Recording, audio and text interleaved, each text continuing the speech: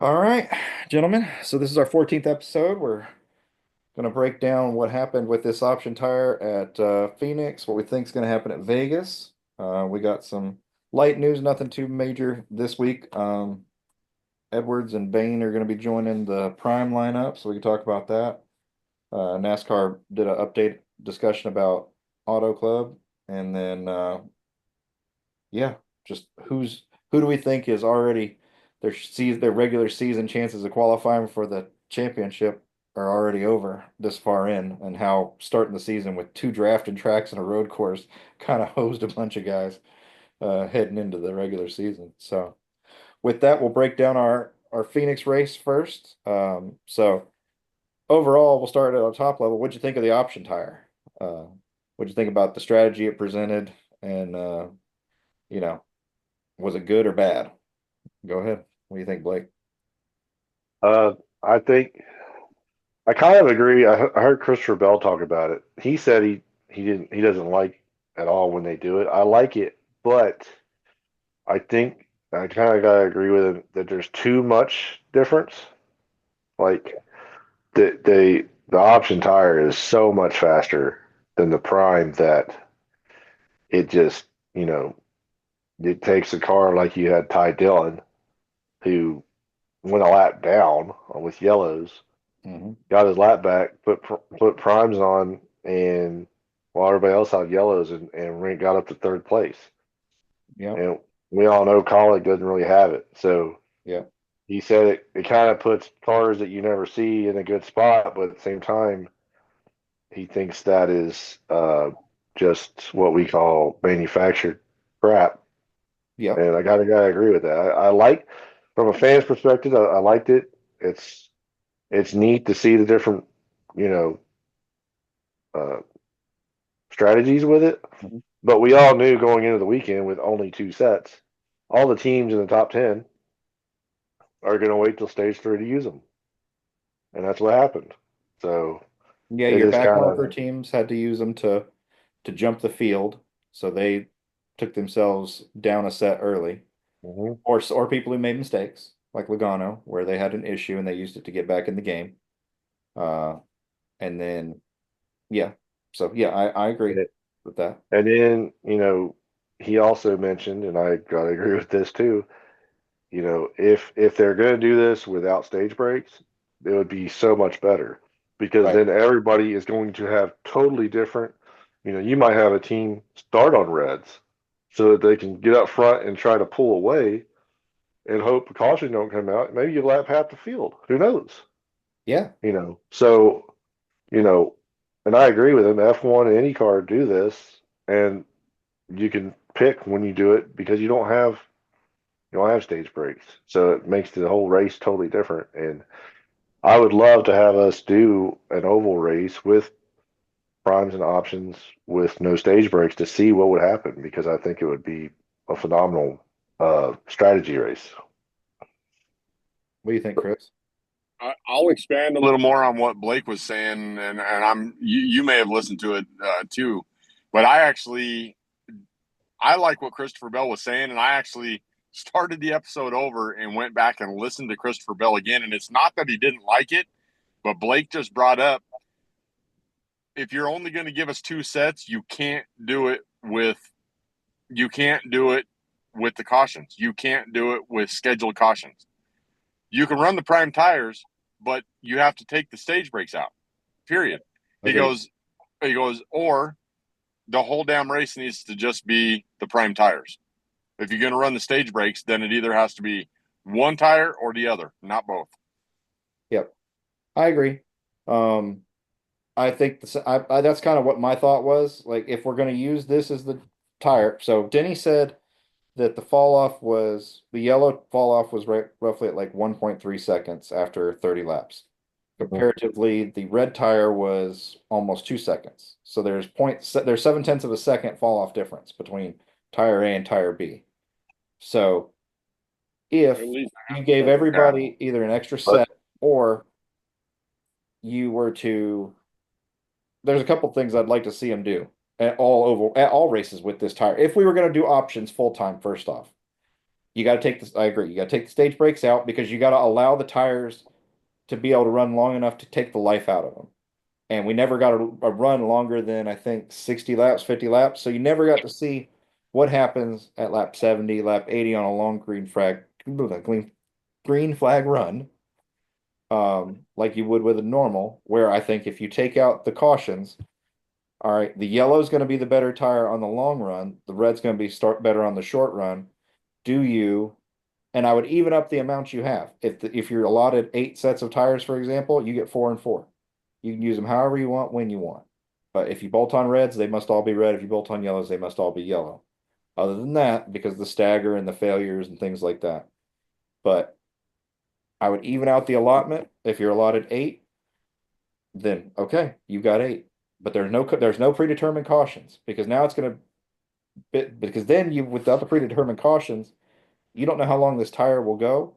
Am I going to stay out there on the super softs long enough and hope a caution comes out where I can go bolt on another set or switch over to the primes, but gain enough of an advantage where I have a lead coming into the pits where I can kind of race my way back to it? Or am I going to run them so long hoping for a caution that I blow a tire and I have a caution? And then that changes the strategy of the field. Or I'm forced to, all right, the tire starts to cord and I come in. Because again, we have no interliners. So once they start to slip and slide and you see one coming down, you got to come in. But I agree. I think taking the cautions, I think this fixes the need for stage cautions. That if you were to take and you switched over to we run option tires at every race and you get an even allotment of both. If it's 6 sets, you get 3 and 3. If it's 8, 4 and 4, whatever. But we take out all the stage cautions.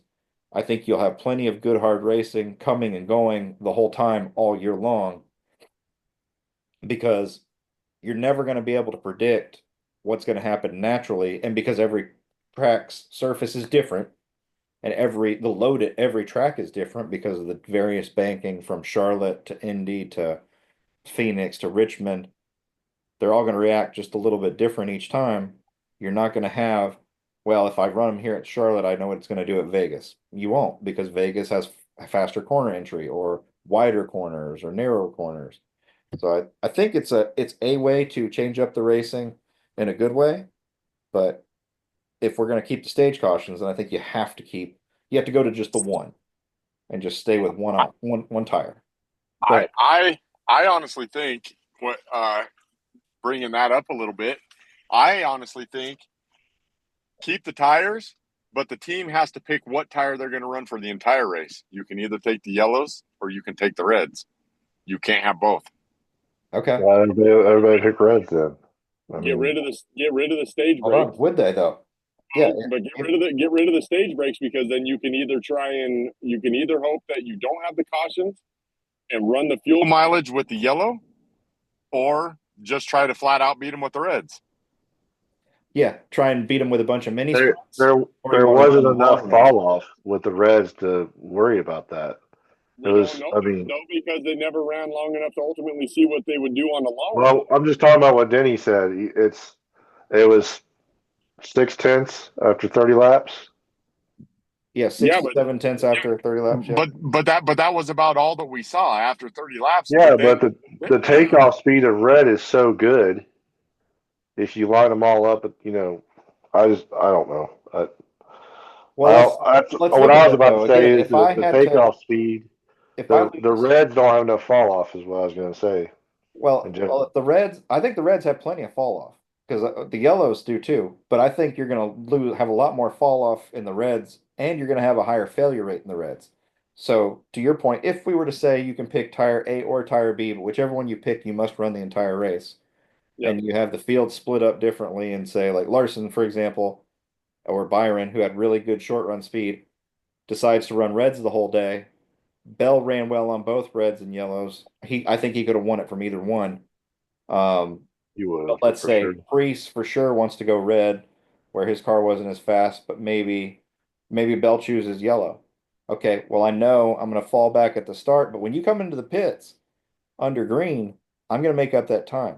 And if you have to stop 2 more times during the race than I do, or 3 more times, I might beat you without the cautions because I'm going to be able to go out there longer, and my fall off of that 7/10 of fall off in just those first 30 laps.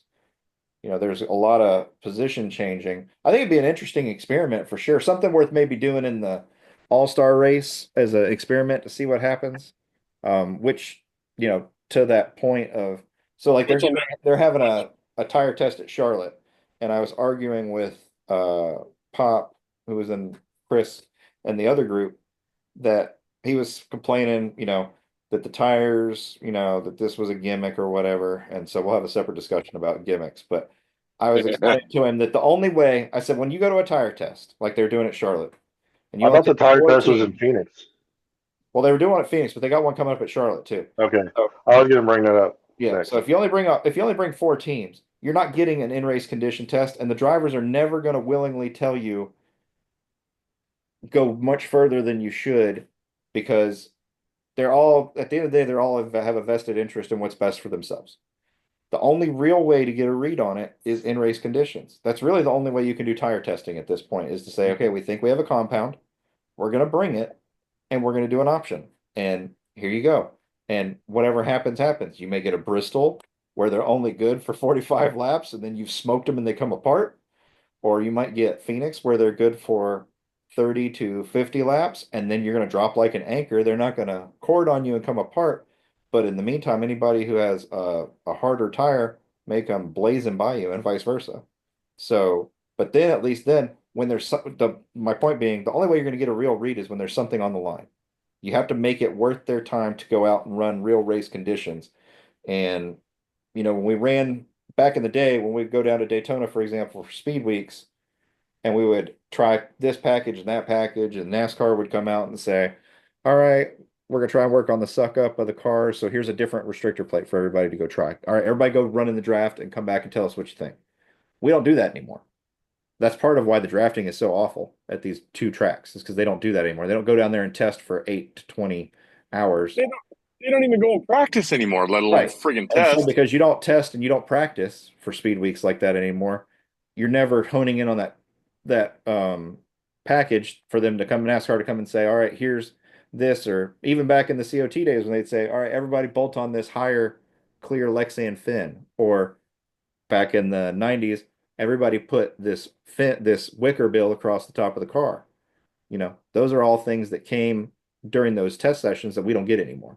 So, when you don't have it, when there's nothing on the line and they're not there for long extended durations, we're not going to get a real read. Like there's not any real value other than, all right, is it going to fail or not?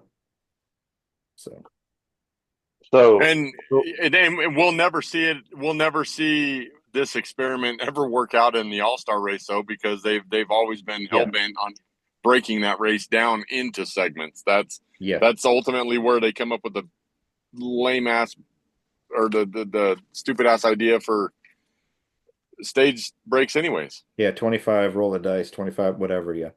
Yeah. so with the tires, That's where we're at now with the race formats that we have. with the tire Sorry, dude. testing, you're good. With the tire testing, I don't. So over a month, they told us we are going to bring this option tire to Phoenix, and if it does well, this is what we're bringing to the championship race. Am I wrong? That's what they Yep. said. Yep. They even Why said it the during the fuck? broadcast. Why the fuck are we testing a new tire at Phoenix if that was the plan? I don't disagree. I mean, I think they can go softer still. Yeah, I do If they too. can I have mean, more they fall off. should. But Um, for a month, that's what they said. Now we already had a tire test planned. As it was it just in case? Like well, I'm hoping it's a goopier tire. Yeah. But yeah, like they said, uh, when these guys test, they sandbag. They yeah. don't give it their all, so you Yeah, never know whether they don't bring a race trim setup that's their best setup. They're not a team is never going to come to a tire test unless you're Joey showing their Logano. cards of what they've got ever. Harvick and them are, for example, nobody's ever going to come and be like, "Here's my car that's going to win the championship. Let me show you how fast I am right now." No, why would I do that? Why would I give Well, away my advantage if I don't have to? by the way, I think Logano wins yesterday if he doesn't go below the line on that restart. Oh yeah, if he didn't have the penalty, I think Logano had the car to beat. Yep. And so I getting thought I into the was Looking race, good for 2 weeks in a row. yeah. Yep. Now looking at the totality of the race, so I think when they got to that final pit stop, so Logano's team with the penalty kind of put themselves where they had to use their other set of reds prematurely to get themselves back up into the top 15. But I still think just, nothing to base it off of. But when they did the final pit stop, Logano had a set of reds used with 20 laps on them laying in the pits. And they were cool, had been re-air pressurized, everything to Bell and them had run 20 or 30 laps on their reds at that point. They're still the soft, faster tire to the yellow, but they were still good. But I think, there were a couple guys that had either new reds or used reds that were barely used that had been cooled off that I think it would have been interesting to see what could have happened if they had bolted them on. They chose not to, but I think if you put on cold, yeah, they're not sticker reds, but scuffed, I think you're still I would think based off the speed we saw with them out of the gate, it's got to be faster than an unequalized, unbroken in yellow I because think you're right in the center of the good because they said these tires were roughly good for 50 laps before they drop off a cliff. So there were still 30 laps of good left in the reds. The yellows took forever to come in. yeah. Yeah, So, and I you don't put know. fresh I ones don't. on. So, Yeah, I was kind of Surprised surprised. that a lot of those guys didn't, because they even talked about it during the broadcast, and none of them seemed to be willing to try it. Ross Chastain was the only one that I can remember that did try it, and the very yeah. next caution he took those suckers off. So I don't know if it worked to what they thought it would. Yeah, maybe not. Maybe he didn't get them cleaned off well enough. Maybe like when they scuffed them, or they weren't scuffed, but maybe when he ran them, maybe it hardened them and they don't really break back down. Yeah, maybe those 20 laps, maybe he ran them too hard, possibly. Could be. Yep, maybe he overused them in that 20 laps of I know Chastain. Denny said, yeah, I know, right? Denny said that when he was before that last caution, he said I wasn't I wasn't fully giving it my all. I wanted to wait till the last second to really use up the tire. So, just differing driving styles. I think we all know Chastain's always Yep, seems to always be he basically 110%. said So. he was running it kind of like he used to run like the old Bristol tires or whatever, like, okay, I can go hard now and then fall off a cliff later, or I can kind of manage them and I get one or two potential runs to push on. And I thought that was smart strategy. It didn't quite work like he thought, just because of the way the cautions timed out, but it was a good strategy nonetheless. And then, uh, you know, Reddick, had they not had their problems, he had a potential. He had a fast car. He had reds, a full set of reds, untouched land, but because they had the power steering issues, there was no way they were going to be able to make it back up. They were too. I think they were a lap down by the time they got to use them. So when they got the wave around and you're so far back, there wasn't long enough time left on the track to make up the positions starting from the back. And then Ty Dillon had the penalty. He had fresh reds. He could have maybe potentially worked his way up in there to at least potentially had a portion of the conversation.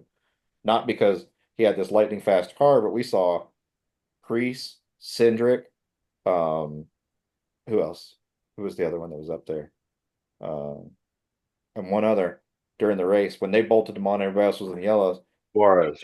They were just gone. Yeah. So, Yeah, Suarez. and when we had the first caution of the day, when Cindric was leading, he had gone from, I think, like 20 something to the lead. And Priest went from like 16th to the lead. Like when they were doing that and they had that caution when Cindric was leading, I think that was one of those NASCAR gimmick cautions, honestly, because like, okay, yes, McDowell went up there, he had a tire go down, he hit the wall. But there was no debris. There Not was yet. there was nothing yet that came off to throw the caution, and this is where I think for once NASCAR, for a while they haven't been doing this, but I think yesterday was a Brian France, caution, if you will, era where because Cindric was on those reds, only two other people were on those reds, and everybody else was on yellows, and he was going to probably lap half the field if they kept Oh going. yeah, He he is was he flying. was 10 seconds ahead of second place when that caution came out, and he was gone. Yep. Yeah, And they Threw that caution a lot quicker than they did the one yeah, where Bubba just pounded Yeah, the where he wall. pounded the wall and blew a brake rotor. And I think they did that specifically. We have no proof of it, but because that was about to destroy the show. Like I remember during the chase, and this was during the chase era. Remember it was either I think it was Kansas. Yeah, Kansas, where we had a rain break in between pit stops, and Tony Stewart was leading, and all the championship players had, other than Stewart and like one other, had pitted for tires and fuel, and they were stuck in the back. And if they called that race right there, it was going to give Stewart such a massive lead for the rest of the chase. The championship was over. They're like, we have to restart this race. We must get back going to get these guys back in the yeah, I top. don't remember that. Oh yeah, I remember watching it and Was it the like, year you won the oh this championship in the 14? I guess. yeah, it was I think Okay. it was 2013 was when it happened. Yeah, before we went into the final four layout, it was It would have just been. It would regular have pit race been chase. 2012. Mm-mm. would have been. We didn't start the He he won he won Well, because of what when this he 2005. isn't when he tied, they did won. it. This isn't when he won. This would have set him up to win. He didn't win Okay. that year. This was the race was over halfway done, but there was still daylight and it had downpoured. And Stewart was leading, and it was the last year of the chase. So before we go into the final four type playoff, So it would have been 2013. yeah, Yeah. so in 2013, but I remember watching 13 that. because he was out of the car in 2013. Mark Martin finished the year in that 14 car in 2013. That was the last year Mark ran, so I know it Maybe it wasn't was 13. 12.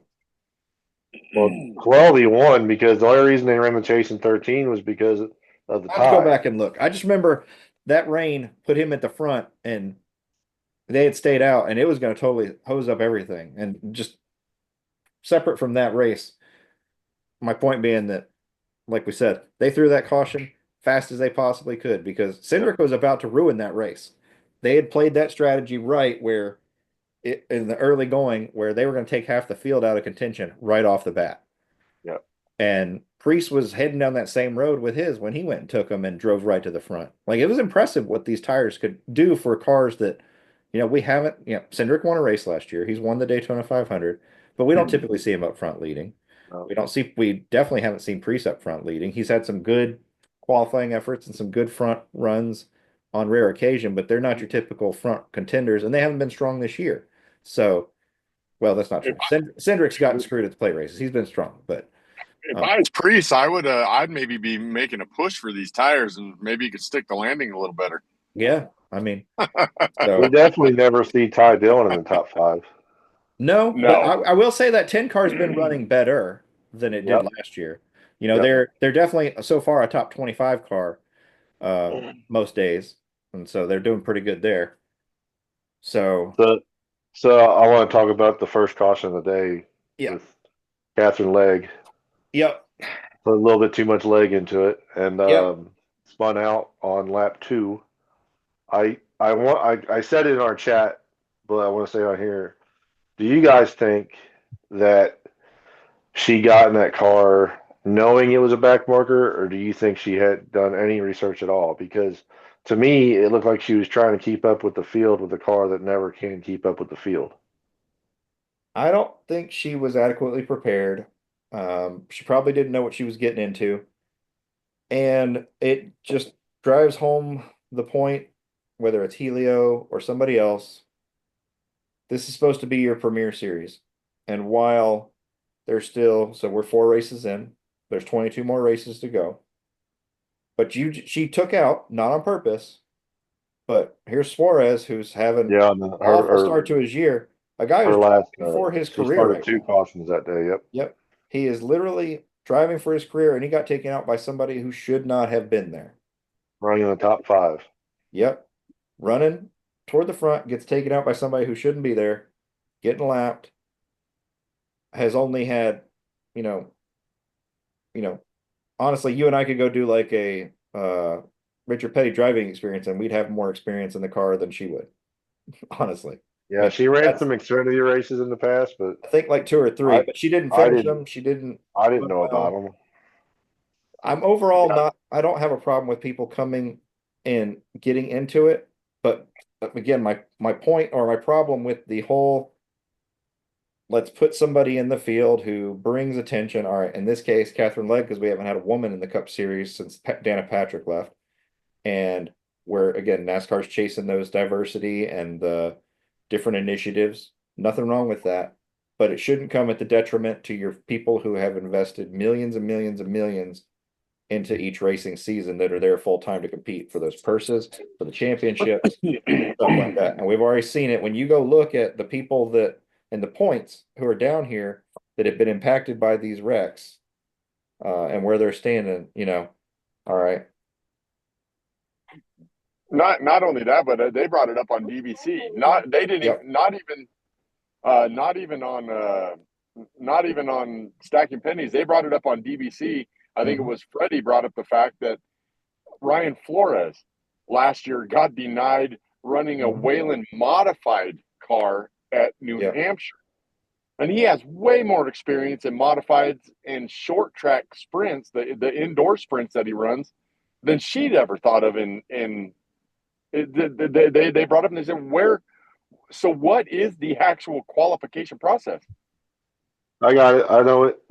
Running the Indy 500 several times. That's Apparently. it. That's But, what I mean, it you go is. back here She's and you ran look the Indy at 500 like 4 or 5 times. But how Yeah, many She times has she qualified for the Indy finished it? 500. She qualified for it. That's all that matters. How many times has she finished it? I don't know. I'm just telling doesn't you that's matter. what matters. She That's qualified for it. well, the qualifying shouldn't be the deciding factor. You have to look at where they're finishing too, or if they're even finishing, because she hasn't finished very many of them. Yeah. And so the point being, you look at these people's seasons, we'll get into this more later, but like, okay, Suarez, who she took out, is 110 points back from first, and he is 77 is where McDowell stands right now. So he is 33 points back. All right, 33 points doesn't seem like a lot. You could make that up in stages, but with the way his luck's going, 33 points is a lot.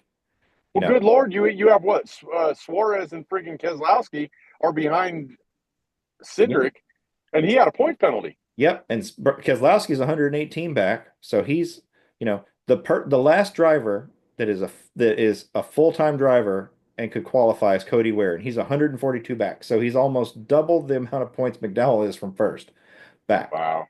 So out of the lead. So he's over, there's a 65 point gap between 16th place and the last full-time driver.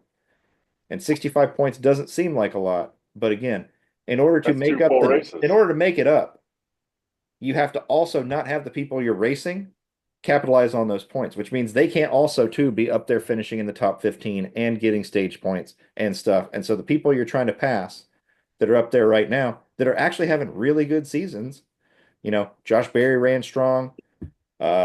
Briscoe got taken out in that rack. Eric Jones has been running good. Hocevar had a bad day, but has been up front. Chastain's been doing okay, but we move up to the people that are inside the top 16. Chris Buescher, Joe Logano, Kyle Busch, Bowman, Chase, Reddick, Bell. Like, if you're going to jump somebody and get in, you're going to be Good asking luck. a lot to get ahead Good of, luck. Good John luck Hunter at this Nemechek point. is up there. He's 11 points ahead of McDowell. And we're this far into this, we're 4 races into the season with 22 to go, but we're just now getting to the bread and butter tracks, and you're only going to get 4 more of them before we go into another plate race where you could have another devastating result that wipes out the last 5 or 6 races of progress you made in one race.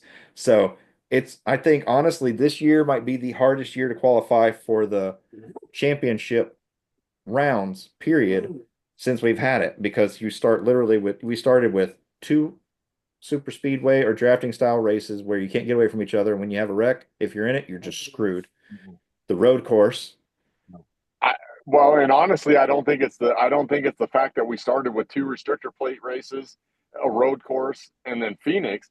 I think what makes it harder is Bell's won 3 of them. Hold Well- on a second, though. Bell isn't even the point leader. Well, yeah, Bell's won 3 of them, but still. I was about to bring that up. Bell has won I- 3 in a row out of Yeah, 4 and but is being second in points. But being the point leader doesn't matter. He's keeping somebody a surprise winner that usually wins at these tracks, he's keeping them out of victory lane. That's I true. understand Yeah, he's that, but keeping people from locking in off of one-offs. I'll agree with that. Yep. So we it's Yep. did have a crazy surprise that a winner. guy that's won 3 in a row out of 4 is not the point leader. Yep. We're going to bring this up later, but uh, how is a guy that's won 3 out of 4 races not your point leader? These races need to matter more. Agreed. Well, let's go back to this for a minute. So Well, I don't agree with that, but yeah. You don't agree I with think there's a problem there. I'm in fact agreement. There's that some adjustment that needs to happen. But in the bigger picture of so your wild cards are normally your Atlantas, your Daytonas, your Talladegas, and some of your road courses. Well, Bell took 2 of them off the table already. And Byron took 1 of them. So that's 3 wild cards off the table right off the bat. How many are left? Because Byron locked in with 1, Bell locked in with 1. Then he took away Coda, which was either, everybody was looking at SVG, looking at Dinger, looking at McDowell, looking at somebody else. Meanwhile, Bell won there last year also. And this year he was even better. And then we go to Phoenix where he was the best car last year. And, just things didn't work out. Could have won that race easily last year. you got it backwards. Yeah, He won Phoenix. He came second at Coda last year. right. You're right. But then he won the year before that when he beat Kyle Busch 2 years ago. No, Yeah.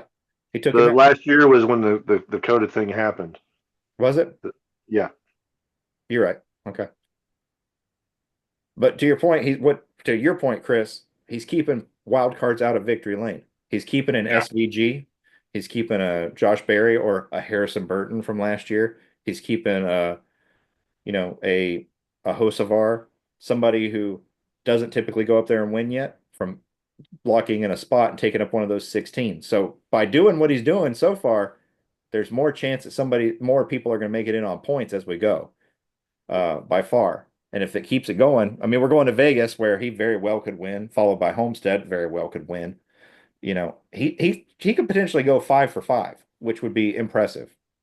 that'd be the five, first 5 or time 6. since 5 in a row. He's what he means, That's what I Chris. mean. Yeah, I know. Yeah. Sorry, I had to throw a Blake. The last time somebody won 4 in a row was Jimmy Johnson in 2007. Yep. When he put Jeff Gordon out of his misery and took that championship away from him, you selfish bastard. But yeah, so there's a couple different storylines when you're looking at it in the points. Again, once you build that cushion early on, I mean, when we switched to the next gen car, was the next gen year?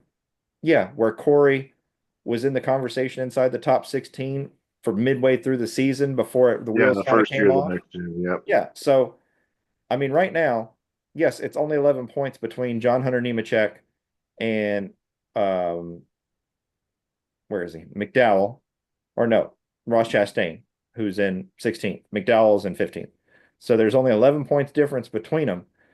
But in terms of the people behind that, there's another 5 points, and then there's another 20 after that. Like, once you're in that top group and you start out so well, it's kind of hard to fall out as long as you don't get collected in people's mess like Suarez is with leg, or with Helio. If you're not getting, once you've got a pretty good footing, it's kind of hard to climb back in unless you do what Kyle Larson did when he came from way back there. But he also reeled off a bunch of wins, which came with stage wins as well. So he had to capitalize on a bunch of stage points and victory points to get in there. So barring a win, I don't see a lot of these guys recovering. I think they're almost already at the swing for the fence for a couple people, and others 5 or 6 more races, and they're gonna have to start swinging for the fence because their chances of climbing in are slim to none. But so let's finish talking about the race first, and then we'll go back down these other rabbit holes. What'd you think of the finish?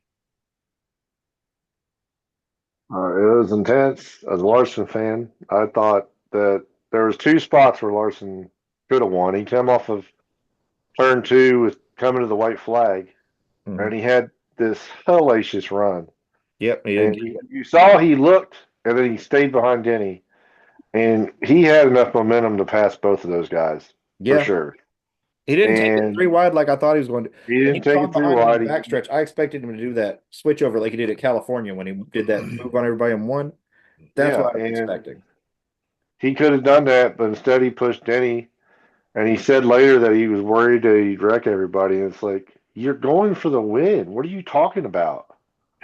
He Like, even dropped he was almost a half car length inside, just half a car width below Bell, and went all the way back to the outside and went back and pushed Denny. What and Yep. why still had the if you were momentum to already push that Denny. if you were that far down, why didn't you just why not follow through? You Yeah. were already there. That's what I was watching for. I mean, when he was up behind him, I was expecting that hard left, yank it left, and they go in there 3 wide into the corner. That's where I thought we were going. I was like, Yep. okay, we're about And to at get that real point, you good. have the control to just move everybody up the hill. Yep, and make them choose. Do I let Well, and off see, or and that was my big thing is if you weren't gonna uh, finish that move, why'd you go back up and push Denny? Why didn't you stay behind Bell and wash Bell up into Denny? yeah? Well, I Because will then say, they both would have had to lift and they would have never got back to you unless they pulled an Austin Dillon and just absolutely blew the corner. Yeah. well, the one thing I'll say, and it's typical of Larson, is he often says about himself he needs to have more patience to finish these races. Yesterday, he chose to finish the race rather than potentially wreck them all and not, which I will say, younger Larson would have put it 3 wide and maybe brought it back on the hook. So in this case, with as valuable as the points are, I think he was smart because he gained positions in the points and further solidified. We know he'll win, but he further solidified his standings within the top 16, which when you look at basically, while everybody else is having problems and mistakes, like they said in Moneyball, don't interrupt them. Let them have their problems. Don't join them in the problems. Yeah. Don't get off strategy like Logano did because of the penalty of crossing the line. Don't have a speeding penalty on pit road. Don't induce a mechanical failure and don't wreck yourself. Finishing third while isn't a win was smart. And he's normally the other way. Like he goes all for it and we've seen him Yeah, lose like he plenty did of at Homestead races. last year. Basically, since he came back in 2021, we've seen him give away at least 15 races that he should have won in the last 4 years Yeah. because he went for it when he shouldn't have. And if it worked out, it would have been awesome. But you know, he's probably sitting on maybe another championship if he had been a little bit more careful in any one of those seasons potentially. So, Yeah. um, just something to think about there. But I So thought it was a past really good that, when we got to that going final in, restart. Yeah, go ahead. going into the last lap, with the going into the last corner, the last lap, Bell drove into three with so much momentum that he went up the track. It looked just like the Xfinity race Saturday, Mhm. where that was more. I think that was more. I'm going for three in a row than it was lack of talent. Oh yeah. When you look at Saturday, Almirola sliding up to Bowman, that was lack of talent. Well, Where Almirola flat out said, if we look at the Xfinity race, Almirola said that he went in there and planned to use him up, which when you've got two guys racing for nothing, and they are racing for nothing because they're both they're racing part-timers for in their the yeah. cars. I mean, owner's championship, but that doesn't really matter to either one of them. What Well, matters to them 17 is is not in that, just the whatever number that right. was that Almirola was driving. So it's just personal glory. But you know, it doesn't surprise me. Almirola, this is the best car he's had, and I don't even Ever. know how Ever. long, ever. So, he didn't have a good car when he was with DEI, and he didn't have a good car. He was at SHR, but Rodney didn't share his data with everybody else. So the other SHR cars struggled the entire time. Once they lost Kurt Busch and Tony. So that doesn't surprise me to see him do that. That's he's not racing for anything but himself. But yeah, when Bell went in there super wide, I stopped looking at them two and I was looking at the five. I'm like, can Kyle close in enough where when these two idiots hit the fence, he comes in there and steals it? I That's what I immediately looked back, like, how far back is he? I honestly thought that they were both going into the wall. I really did. The way that the 20 drove in there, I was like, oh my God, that's way too much speed. Yeah, And that's what I thought. I was like, okay, we're gonna get those two are gonna wreck each other. These two dummies, and Larson's going Gibbs to is gonna lead get one pissed. lap and win.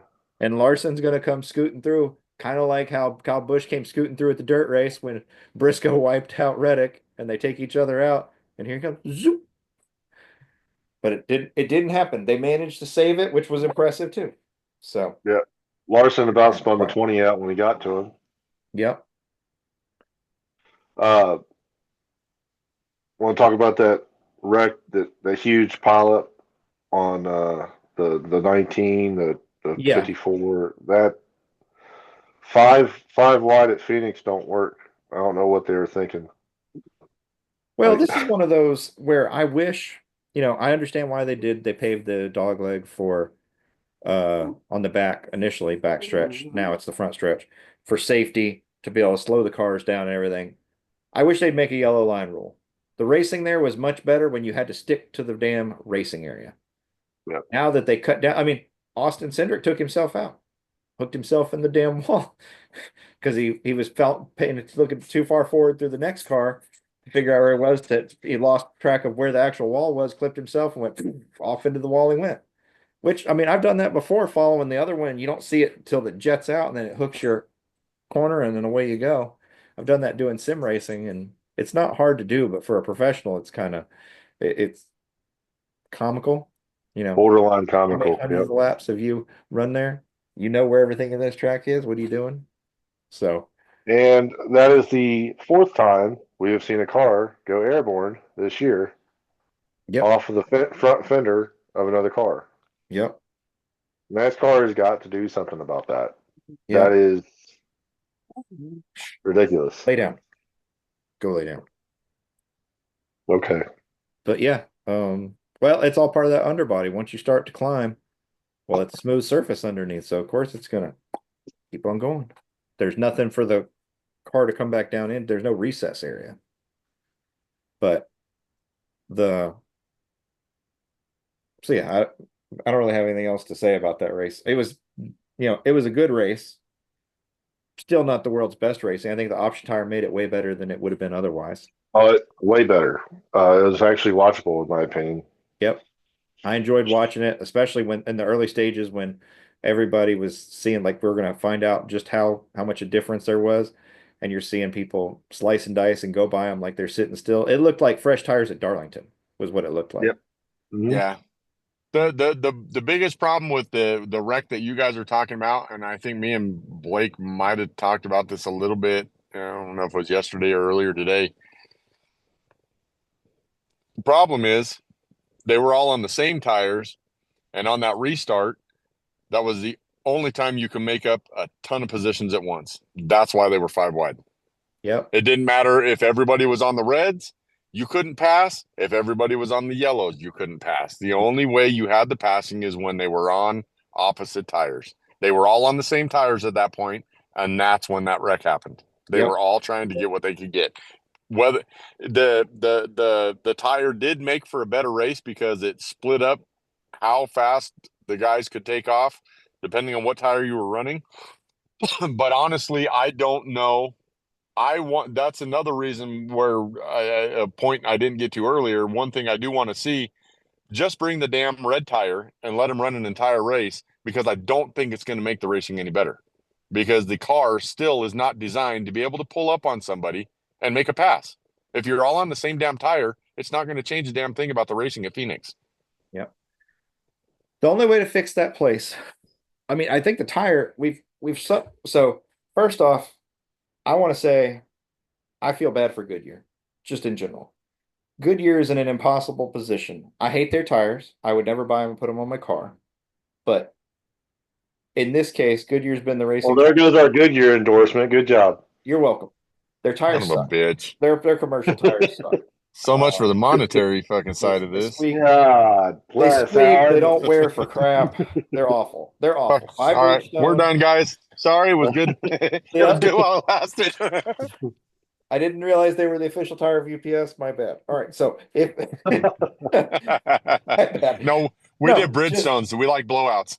yep. I feel awful for Goodyear because NASCAR created this car that they have literally tried everything, and the only way you can make this fucker worth a damn is to put a super soft tire on it. That's how bad a design this car is. That's You know not what's the saying? only way. It's just the only way they will do it. You can't. All right. There's only one other option left. We tried taking the underbody off. at short tracks. We tried taking the diffuser off. We have changed the splitter. We have changed all kinds of shit. The only thing that's made a difference is tires. The only other thing they haven't tried is horsepower, and they refuse to do that. And with that, so when they were first testing this car, we're running it Oh, they were blowing 2022. tires left and right. No, I'm talking about so when they were running slower speeds, they were spinning out left and right. Yeah, champions like Kevin Harvick Oh spinning yeah. out. Yeah, when they were And then testing they the added pit road, stuff like horsepower, that. and all of a sudden Yep. it looked better. And all of a sudden they added more horsepower, it looked better. You don't think adding more horsepower it would look even better? Yeah. Like I mean, the answer is right in front of them. Just look back at the 2021 test at Charlotte. Yep. It's right there. And we're not smart enough or capable enough I to get off our ass and give us 800 horsepower. I'm hopeful that Dodge coming in will force them if Dodge does follow through and come back, being that the Hemi is a legendary brand and it stands for just raw, nasty, sexy speed and horsepower. I'm hoping that by bringing Dodge and the Hemi, motor concept back, that will force NASCAR to increase horsepower. But in the interim, I genuinely feel bad for Goodyear because they're in a position where they can't win. If I make a tire too hard and it doesn't wear out, the racing sucks. If I make it too soft and it blows out, then everybody's going to say my tire sucks and the drivers are going to complain. I honestly think the tire that they used this week would be the perfect tire if you put them on just the reds, Yeah. give them the horsepower back, because then you're going to have guys that don't know how to finesse the car, burn the tires off coming off the corner, Yeah. and guys that don't know how to utilize and finesse the brakes that are going to burn up the fronts going into the corner. Then you'll see the discrepancy. With the more horsepower, you'll see the discrepancy in running one single tire. Yeah. Yeah, I can see that. I mean, I'm in agreement. I think the tire we ran this weekend, good. I want him to go to that tire. I want him to go for that for the whole time. And I want them to use it. I want them to take this tire to all the road courses and all the short tracks. Give it to them at all. Now, I think there's a limit to what you can do. The only ones you can't take it to, you can't take this tire to a Bristol. It's too much load on the cars. It's too much low. They'd They'll never be able break. to run it I don't at want this It's not the tire. speed. It's not I don't speed want this problem. It's tire. I a want the Martinsville pressure tire. But I think you could probably find a happy middle ground between the tire they ran at Bristol already and this tire and get kind of what everybody can't seem to unlock the formula was at the first one and get better than what we got at the fall last year. So, we already know based off this, it's going to run really well at Richmond. It's going to run well at Loudon. It's going to Well, run of course, it's going well to run well at Richmond. That's Gateway. where they had it before. Yeah. So based on that, we know it's going to run well at certain places. We just can't use it at some others, but it should work well at Martinsville. No, But Or Martinsville even tire is softer. better. The Martinsville tire was softer, Yep. and they should use that tire Go there. everywhere. Go. Just my opinion. I think the Martinsville tire gave up more. It was goopier, and you can tell that because the side of the car every car had black all over it. yeah, they looked awesome. Yep. No, I agree. Blaney was running a white car and that thing was black. By the time it was done. With regard to the race, the car I was truly before he blew his motor, I was really surprised Blaney didn't run better. As strong as he's been there in this era of car, I was really surprised that he never ran well. He wasn't way back in the 20s most of the time, but he definitely wasn't the threat that I expected him to be. His But car was blowing up for half the race. yeah, It was funny. I remember they mentioned it on the telecast, yeah, and they said, "Hey, here's this transmission from the 12." And he said, "I can't do anything down the straightaways. I think it's blowing up." And as he said that, I'm sitting there watching. I'm sitting there watching him, and he's gaining. He's gaining on the 5 and the 23 at the time. He's yeah, sitting there bitching that he's not making any horsepower down the straightaway while gaining, like visibly gaining. yeah. Because I went on the Max app and went to the 12 car to see like if I could hear the sound difference or Mhm. whatever. And he's visibly gaining on the 5 and the 23. I'm like, right, you're bitching about that? Yeah. Because he like it's obvious his car was decent enough to be catching the cars in front of him and he's bitching about the horsepower. Well, that's one of That those. kind of makes you The track wonder. is slow enough, I think, kind of like Martinsville, where sometimes when you're down on power, it actually helps you because it Yep. takes you out of it, basically protects you from yourself of overdriving the corners and stuff to where and in turn it makes a smoother corner because you're doing less braking because the car's already naturally slow. You can stay in the gas more, where other people are having to slow it down more to get in the corner and then rotate and then go. You can just kind of arc your way through. So, um, he was definitely probably my biggest disappointment just because I was expecting him to. I think I had him picked actually. Let me go look. Not in my You, fantasy, but I think he Yeah, was you my did. pick. Let me go you look. You did. did. You had him picked. Yep, he You You screwed had had me. Blaney. him, I had Logano. and I had wrecking Christopher Briscoe. Yep. Briscoe, we never really got to see. He got screwed in that restart. Logano, they shot themselves in the foot. So yeah. Um, So damn, I won again. yeah. Yeah. Yeah, Yeah. you Holy won hell! You again. still. You still. So now we're Even moving with that on to shitty finish, you Vegas. still won. I have Larson at Vegas winning. I think I I did hope I'm too. wrong. I still hope I'm wrong. Blake, God, you have Christopher Bell. Bell. Bell winning. So if Blake's right, he's going to end up with Bell getting four the last four, and Chris, you also have Larson winning Vegas. So we're gonna find out if somebody else is gonna get I on. really hope you two are right. Not just because of the hat, but just because nobody wants to see Bell And win I and I for and I straight. think I think my next two are actually back to back. I had Larson going back to back in these two, Yeah. Vegas and You did. Homestead. Yep. You did. You both did, I think. Yeah, we did. Let me pull it back up. So And then you and I I both have had him him as winning well. Miami and Vegas, and Blake has him winning Miami. I don't know what you were thinking with your Daytona 500 pick.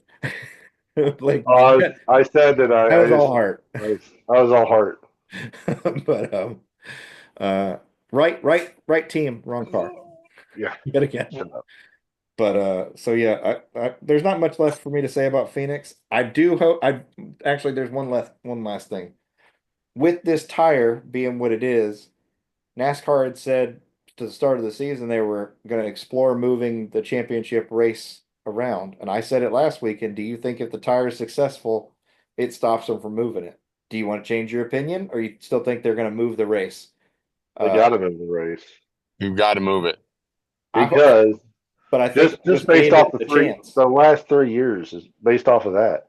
You have Penske has won three in a row, Yeah, and it's honestly because of where they were. yeah, Penske has a lock. I mean, for the fall race for whatever reason. And really, if Logano doesn't, we didn't really talk about that, but Logano was leading the race, and he went below the yellow line before the start finish line on a restart. yep, Not black flag because you're not allowed to do that, whether you lead it or not. And it was the right call. But if Logano doesn't do that and changes his entire strategy with the whole race, I think Logano wins yesterday or Sunday, yeah. You're correct. not I Christopher Bell. definitely can see a So Penske car in victory lane Penske instead. has this car, this track locked. So all they gotta do is get to the final four, and unless there's some crazy shit that happens, they're gonna win the championship again.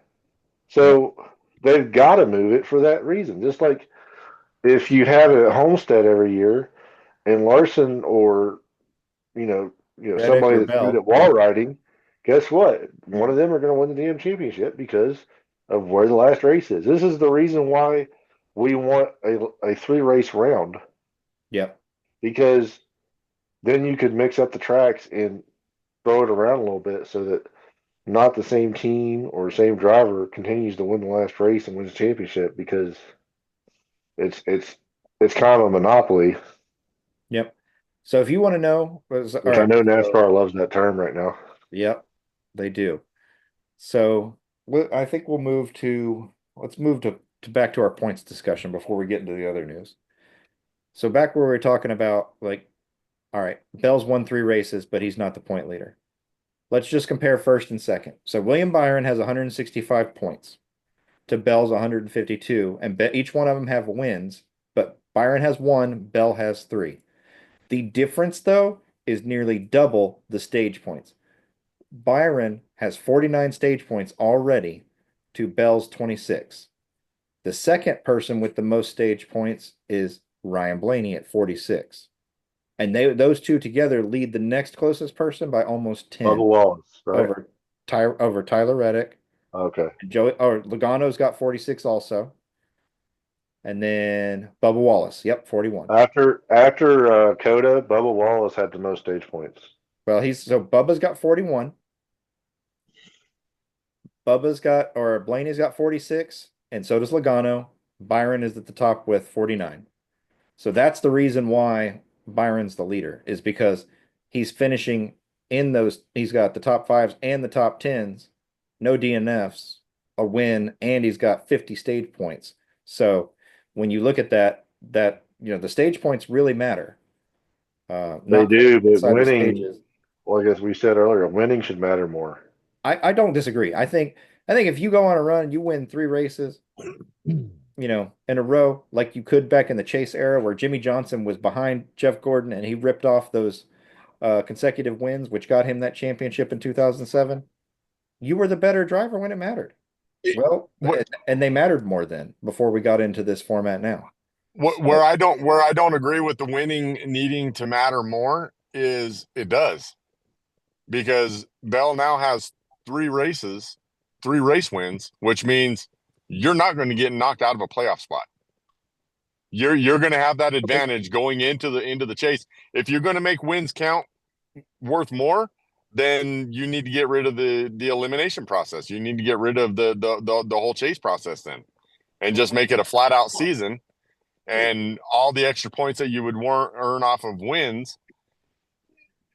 Well, I don't think you should get more playoff rewards points for it, but I think your regular season points, like the total, the base points for a win, the separation between first and second, that's what I'm talking about. Not playoff points, not bonus points, just regular points. When we go 40, 39, 38, 37, 37, etc. down, I think it should be like 45, second should be 39. 39. Yep. There should be a noticeable standard season gap because you're competing for two different trophies. And for the purist who wants just a regular season champion, that should still matter. Your regular season champion shouldn't be the person who basically the Ryan Newman scenario, the Matt Kenseth The scenario. only thing I will say is that Christopher Bell does have 16 playoff points already. Yeah. Oh yeah. He's He does have that going for him. And that's where I'm saying that's where the winning matters. Once it comes to the playoffs, then he's already got the advantage. I'm looking at it from the aspect of, you just brought up from a purist standpoint. From a purist standpoint, how many times have we seen in history the drivers with the most wins didn't win the championship? I just noticed this on NASCAR's points thing. I don't think we talked about it, but I don't remember this always being the case. Maybe it's there and I forgot, but it says here the regular season champion is awarded an automatic playoff entry and 15 playoff bonus points. So if they have no wins, they're automatically added. Yeah. Was it always like that? Or did they modify something recently? It was always like that. Okay, they just always had so many wins it didn't matter. So in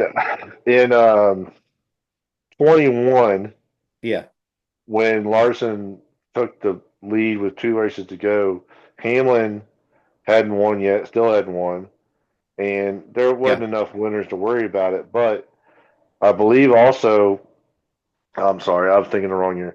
That happened then, but in 22, there was a chance that I think it was Ryan Blaney and Truex were second and third in points. Yep. And going into the last race, neither one of them had won, but they were talking about the fact that if we got a new winner, that one of those guys would need to be the point leader to be able to make. That's right.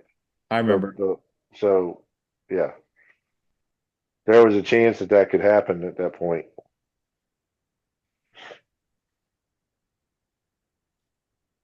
Yeah, you have the regular season champion not win a race. Yeah, I remember that now.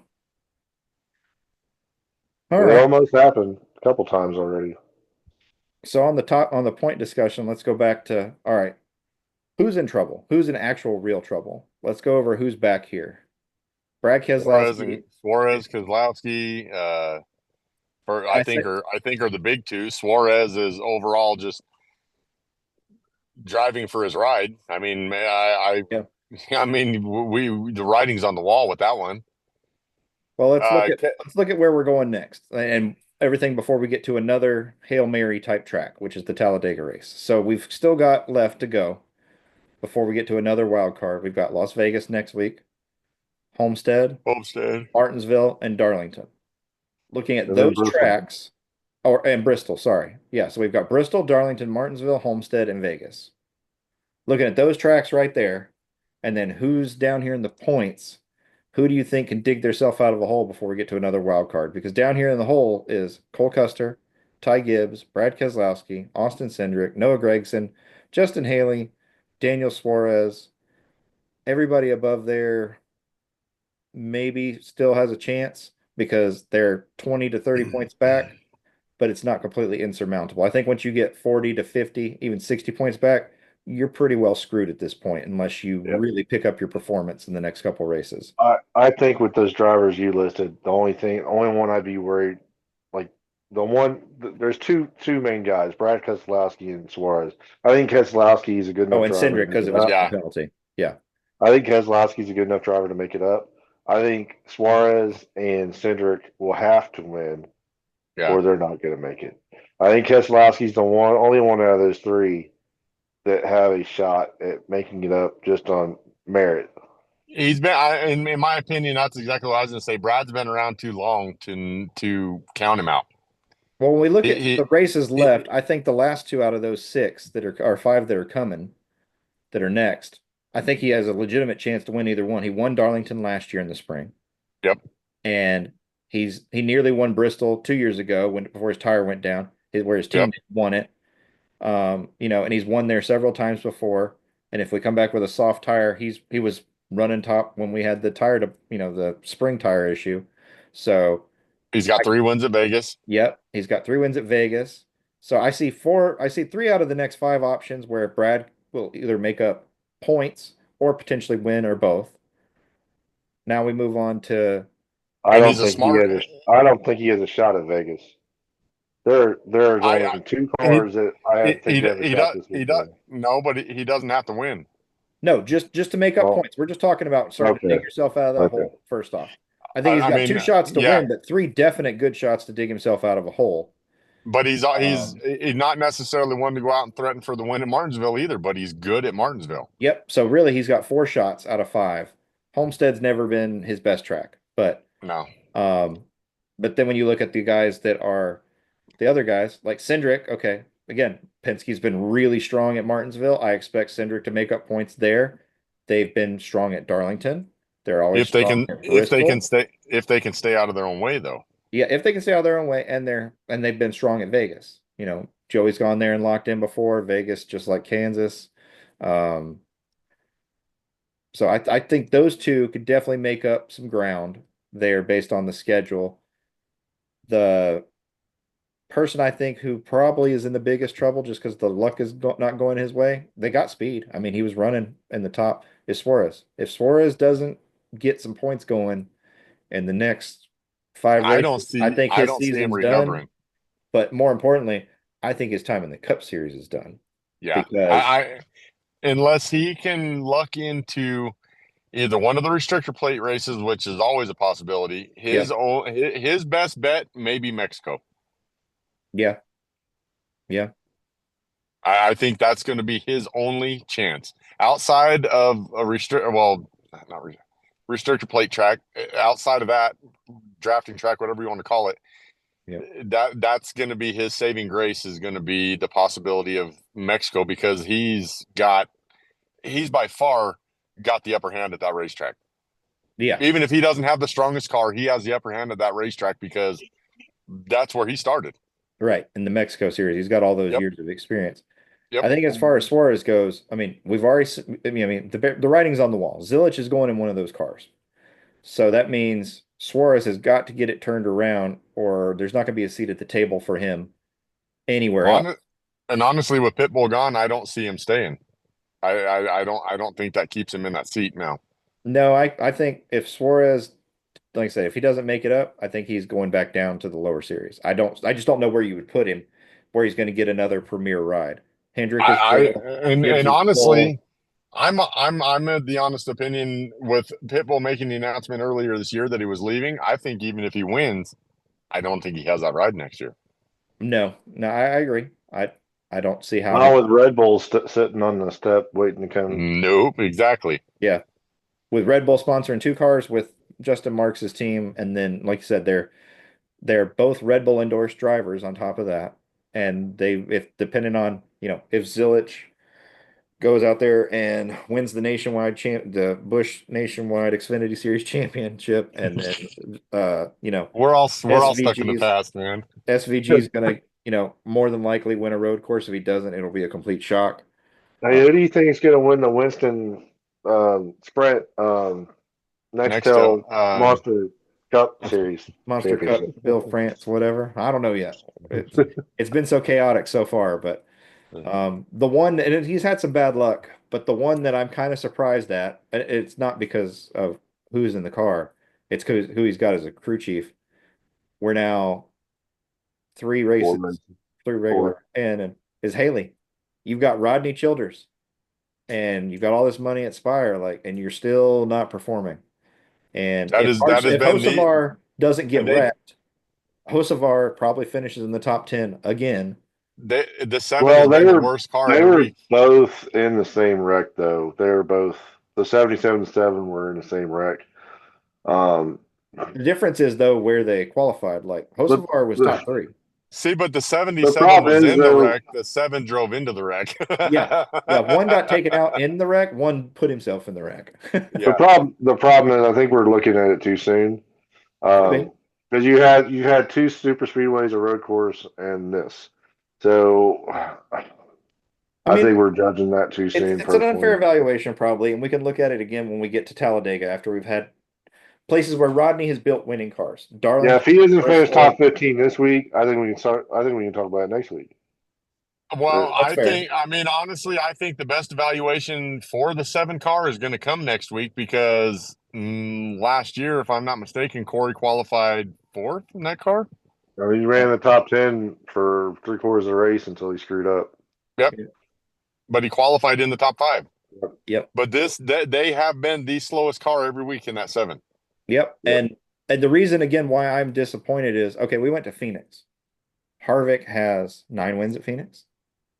Harvick was in contention to win Phoenix his final year with Rodney in an underperforming SHR and Ford, which there's way more money in Spire than there was in SHR at this point because they've been lost as a tier partner, and these guys are getting help from Hendrick.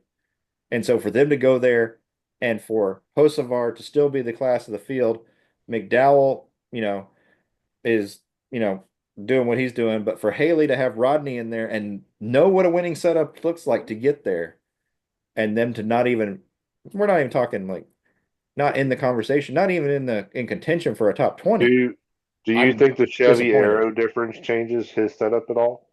Nope. No, because Rodney helped build the Chevy Aero dominance with Hendrick and them before he left and went to Ford.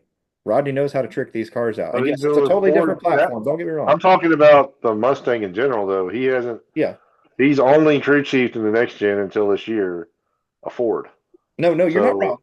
So that's what I'm saying. Like I think the Chevy, and we talked about it in an earlier episode where Chevy technically is in a down year because the Ford and the Toyota have totally new bodies, and I think possibly he's working with old shit. Maybe, but I think that also works against, I think that supports my claim. You've got 4 years of data to lean on from HMS, and they won a and they didn't win a championship. They made the final four every time. So, or in the final 8. So Yeah. it's not like we're talking about, we don't have notes about success in this platform. They've got notes for success that they're being shared. And this platform has performed well enough to make the round of 8 and the round of 4 several times. So if anything, you've got a mountain of data. It's not like he has to go learn it all and they're all learning together the first time. I bet it doesn't help when he sees the 21 finish top 5. Yeah, that's what I was No, thinking.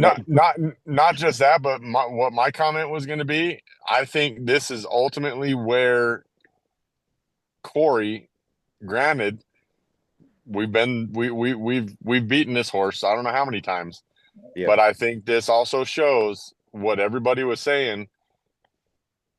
Where has Haley put something on the table to say, I'm the driver that should be in the seat? Right. I honestly think if Corey was in that I car, it would what have finished better. especially when it comes to Phoenix, I don't think Rodney was the problem.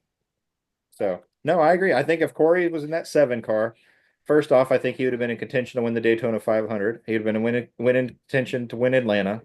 He may not have done awesome at Coda. He most certainly, I think, would have been in a discussion for a top 15 at Phoenix because you've got a guy who's won there a bunch of times. You've got better equipment and you've got years of experience of running in lesser and not overdriving it and getting more out of it. I just think Corey would have delivered better results. So I think this I is doing nothing but, like you said, providing ammo to Corey's argument that I wasn't the problem. well, not only that, but you've also got to look at what a slap in the face it was for him. Oh yeah, absolutely. Not only was he looking for forward to the possibility, and you could tell by his podcast last year, just he was devastated to not get the opportunity to work with Rodney. Yeah, But it the derailed simple, his whole season. oh yeah, but the simple fact that you could see it derailed his season. But if you were going to go after somebody like Michael McDowell and the performance that Corey had already brought to that team on the road courses, and have Corey and McDowell leading that team instead of McDowell, Haley, and Hocevar. Mhm. Well, that's what I was saying. I mean, there was a lot more that went to. I mean, we never got into it to this extent, but there was a lot more into my thought process on what the hell was Spire thinking. I mean, he's even though I mean, McDowell is older than LaJoy, but LaJoy was the leader in that team. You took Well, he built the Spire. At the end of the yes, day, he built you Spire. took the leadership away from that team. He was Even bringing a veteran like McDowell in, you got rid of the fucking leadership that team across the board knew as a leader was Corey. He was there from fucking day one. Yep. I just think you brought in was it Matt McCall? Yeah. Brad Mm-hmm. Keselowski's old crew chief, Harvick's old crew chief. These are 2 champions that you've got tons of feedback on these tracks and going into the total program. And the only car out there excelling right now is Hocevar. And he was already doing that before you got these 2 guys in the building. And Mm-hmm. before you got the other SHR guys that worked for Rodney in the building. He was already doing that. So if I'm not so worried about McDowell because McDowell's on the back end of his career anyway, it doesn't really matter. But Haley getting paired with Rodney to me was a mistake. I think Corey could have done a lot with Rodney if he'd been given the opportunity. I don't know that he could have transformed into a Harvick because everybody's different, but I think for sure he would have gone from contending every now and then to a steady contender to win. And See, and I don't know but he that he would wasn't have given ever that been. opportunity.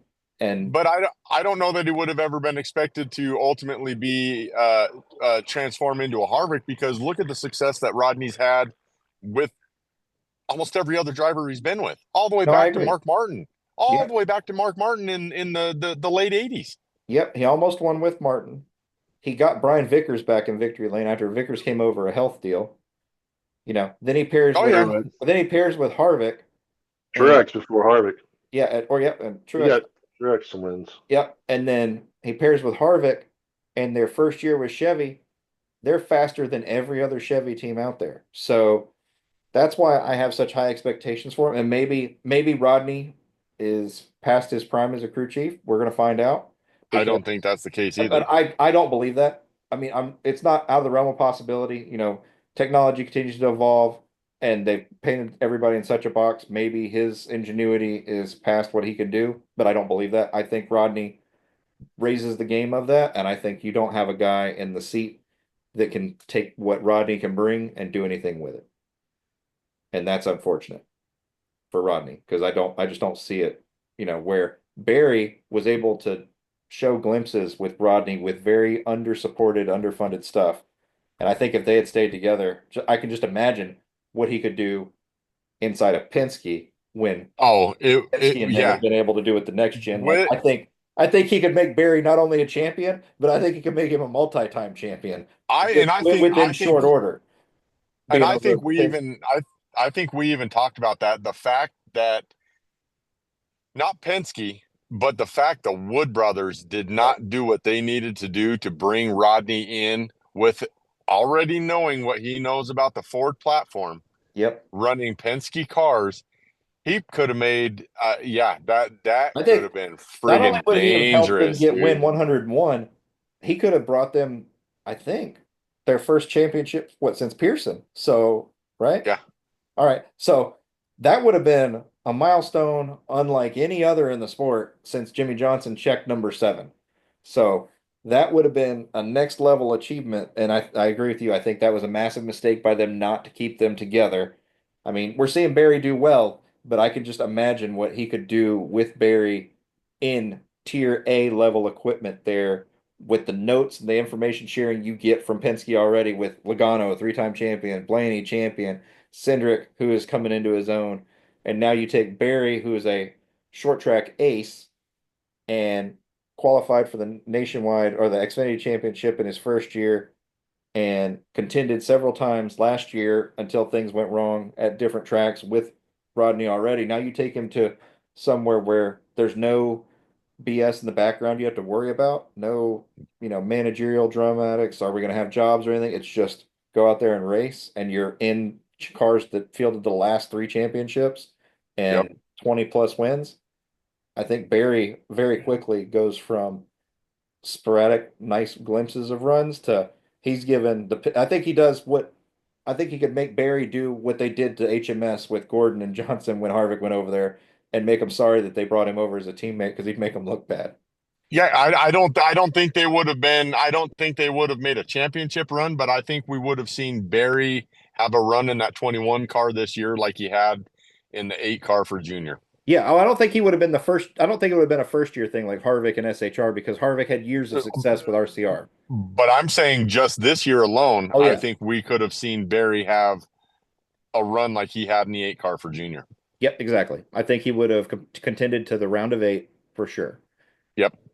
And the following year in conversation for the round of 4 going forward, like you're going to have to go through these 4 Penske cars to get there. Yeah. And that's trouble for the field. And it's just, and again, it's too bad. It's too bad for Corey because he's over there where Corey could have been, and it's too bad for Barry and Penske because they passed on an opportunity. And so you have 2 other really good, what ifs that, man, the possibilities we could be talking about just something else. So, all right. So let's see. Other news. I, Yeah, I go got ahead. about 8 more. I got about 8 more minutes. No problem. So, not much to discuss about it other than Carl Edwards is coming back to the sport. He's joining the Amazon Prime booth analyst group. So, we're going to have Carl Edwards, Dale Jr., Steve Letarte, and Adam Alexander in the booth. And on the pit road, you're going to have Trevor Bayne, along with whoever their other people are. So, the Prime lineup, which I think is going to cascade into TNT if I don't. Yes. So, is going to be a really stout group of people. I'm really looking forward to that, to hearing what Carl's got to say, especially since, he left afterwards and um, it'll be nice to see him back around. That'll be a nice change. I only I have just one problem with it, He's and never that been in this car. yep. Yeah, I agree. Neither Junior has one time at whatever Test.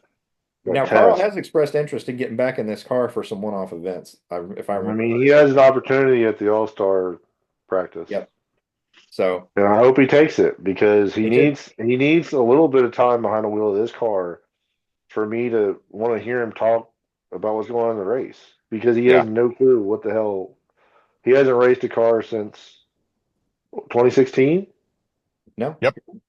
So, like, I mean, he was great in Xfinity broadcasts before, but Yeah. he has not run this car, and I don't know. We'll see, but I just I have don't. a feeling we'll find as we get closer that Carl's going to run some test laps with some cars somewhere just for that he'll get approval from to go work with He's organizations talked on about track. running sim time, but even that sim time is not real time.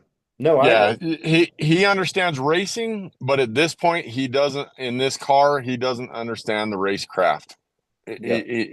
I don't see. I mean, Yeah, the I'm position glad you to have to see put Car. people in, and yeah, Yep. I'm glad to see Carl back in the sport, but I hate that they're putting him in a position that he can't verbally relay because he's always been one that was great with broadcasting Mhm.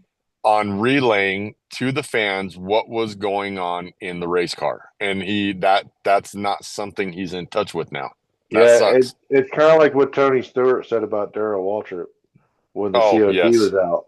I When the said that about COT was Darrell out, Waltrip for a long Darrell time. was talking about this and that, and Tony's like, "You've never run this car. You have no clue what the hell we're doing."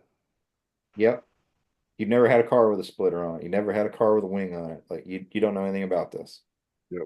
But well, that brings up another good discussion topic. We'll save that one for last. We got one more. So Auto Club, NASCAR released an update. Like they're basically in a holding pattern on the Auto Club Speedway. You've seen the updated pictures where they tore stuff down. The last race they had there was a barn burner. Fantastic. And since then, if you look around the pictures in the area, it's nothing but warehouses being developed and put up and everything. They say it's on hold. I personally don't see us ever going back there. I think that NASCAR took the money and ran, and now I mean, I just look at what does it cost to build a racetrack? If I was going to build another racetrack, California, a shit ton. exactly. They're never But going to that, build another but track ever. but that's what's friggin' ridiculous. Is they still have the infrastructure there as far as the grandstands and the friggin' garage area. So how much more do you really need to put into it? Yeah, but what can you You got to really do quite do a in bit that because you got to small of an build all new area? corners. You've got to do, there's a large amount you got to The do. track itself wouldn't be hard. It's making it a racetrack that would be worthy in that small of an area. Yeah. Well, they should have known that was gonna. I mean, we all knew that was never gonna happen. Oh yeah, I think They should have just told us that from the get go. I think they didn't want to have to eat crow for what they were going to do and have to answer for taking the money. I mean, it's their business decision. They can do whatever they want. But for all the claim that the market in Yeah, as California is so important for you to sell that track with no real intent to build another one. And all you have to do is look at how long it's been 3 years now. We're just sitting yeah, here waiting. ask Done David done Hoots, three he'll years in tell the you. Coliseum. They could have went out and bought Irwindale and just Yep. redid it and still had a shit ton of money left over. Yep. Yep. So now Right? I think that opens a bigger conversation, and that is, do you think we're done building racetracks, period? I think Yes. we are. I don't think they will ever build another racetrack again. They are so stuck on street courses. They're going to use that money to get infrastructure to run. I think when we're done with Chicago this year, we're done with Chicago. I think Yep. we'll go back to Chicago land after this year. I then think that we'll take probably a race from Darlington, probably the spring race from Darlington, Which and is we'll absolutely move ridiculous because that's still two of the best races on the friggin' schedule every year. Yep. to which two? Darlington. Both Darlington, just both are Oh, Darlington, right? well, yeah, but it would make the Southern 500 sell out year after year, where right now it doesn't. Yeah, I can And understand that. But so what I'm trying to get at is they But are going to who they cares are if it going sells out? we already said they made this sport must watch, Yeah, not must attend. They could yeah. give a damn that people show up or not. Phoenix I'd didn't much, sell out Indianapolis this year, doesn't and it sell wasn't I'd, a big deal. I'd much rather watch Darlington. Although I do have to say, just like California, the three of the biggest tracks that I think NASCAR was absolutely the stupidest on getting rid of, which one of them is never going to come back now, being Fontana, but was Chicagoland and Kentucky. Yeah. How good were those races? Well, they don't sell out, so we're not going to go back. And now what's your excuse on not going back when you've proven time and time again, except for Phoenix, you don't want to change where we go for the championship race because it sells out, but that's the only race that you seem to give a shit about on if we sell out. Yeah. Well, maybe they'll get rid So of Phoenix. I at least get rid of one damn race there. We don't need to go there twice a year. I wasn't even thinking about Phoenix. I just threw out an ISC track. But my point is, I think once the Chicago race is over, they'll go back to Chicago land. Okay? Yeah. And they Hopefully. will use whatever date they don't want to use that they have two races at. Like right now, one of the ISC's tracks is Mexico City, right? that's going to be because of Richmond, correct? Yep. So I think that they'll go back to Chicago and they will go to Denver or whatever fucking big city they want to go to and do a road race there for 3 years, Yep. and they'll float that around. That's what they're going to use their money for, is getting Well, street it's course easier, layouts done. and that's where I was going with this. Let me clarify my statement. I don't think we're ever going to build another permanent facility ever again. Right. I think we That's what will I said. build purpose-built racetracks out of existing infrastructure, like a Chicago road course, like a LA Coliseum, because yes, it might cost me, let's say it cost me $8 million to do the Coliseum. New asphalt every time that you can That bring was back out and 1.5 recycle. million. It was how much? 1.5 million to pave. Okay, so 1.5 million to pave, and I can recycle that asphalt and the dirt for the Bristol and things like that. So I think, but when you're talking about acquiring land, design, building from the ground up, which is what they have to do with Auto Club to some extent. You have to build for the first time. You have to build all new banking, bring in all new dirt, lay in all new asphalt, because those front stretch and back stretch are banked. They're not flat. So you've got to build corners that will work with that and transition into them properly. Or otherwise you have to tear out the front and back stretch. So you're at a point now to rebuild it, and they don't want to build it that big. So something has to change there. I Which just track think are you talking about? Auto Club. But Okay, just my sorry. point is, it's cheaper to go into, I mean, let's look at it. We went back to North Wilkesboro. We're going back to Rockingham. We, what else?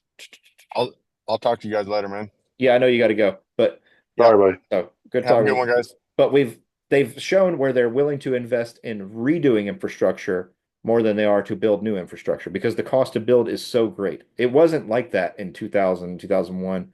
You could go in there and build a track for, say, $10 million or whatever.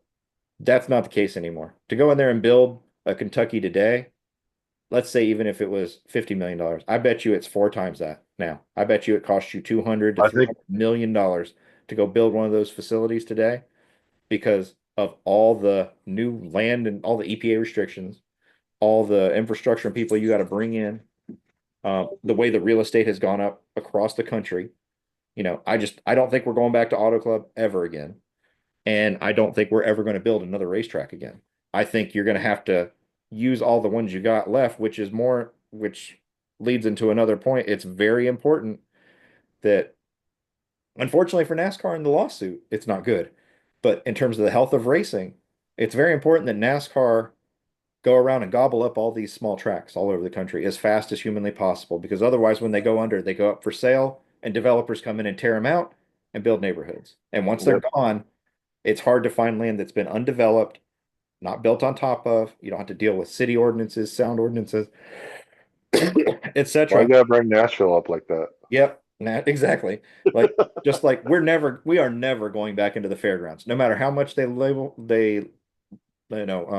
and what's the lobby for it? I want to say label. When they go in there and lobby for it, the city of Nashville does not want it at the end of the day, and the citizens vote for those people on the board's paychecks, and they're not trying to get unelected. So they're never going to let them come in there for anything more than what they did with SRX because those political people like getting paid and they ain't trying to get fired. So Yeah. we are never going cup racing at the Are fairgrounds. you telling me Doge isn't doing anything with them? Well, they don't have anything to do with the city of Nashville. If they were federal employees, it'd be a different story.